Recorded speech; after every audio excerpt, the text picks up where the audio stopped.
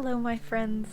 In today's video we're going to show you how to make a beautiful winter holiday wreath out of entirely materials you can find in nature near you. You might not think the green spaces near you could possibly provide everything you'll need to make a beautiful wreath, but in this video we'll show you how to find the bright pops of color and intriguing textures that will make your wreath stand out. As long as you live somewhere with conifer trees, you'll have no problem finding enough material for the bulk of your greenery. Spruce, fir, and cedar are all excellent choices. For embellishments, we started with these beautiful alder catkins and twigs. Alder trees are very common in wet areas like along riverbanks, but you can also look for similar cones under any evergreen tree. Deciduous trees and shrubs have already set their leaf buds for the spring, and they often provide beautiful pops of pink or bright green color. Now for my favorite decoration, lichen. It grows everywhere in the Pacific Northwest and adds an amazing color and texture to your wreath. Look for berries like snowberries, hollyberries, or even rose hips to add a bright pop of color. Remember that you may have nature right outside your door.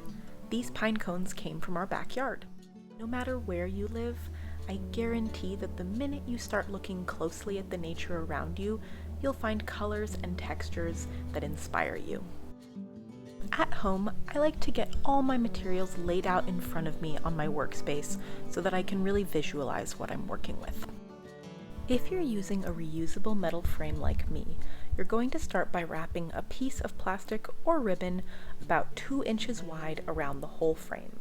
You will not see this wrapping when the wreath is finished, so I use plastic. Wrap the plastic so that it overlaps about every inch. Make sure to wrap it fairly tightly so that your greenery will stay in place.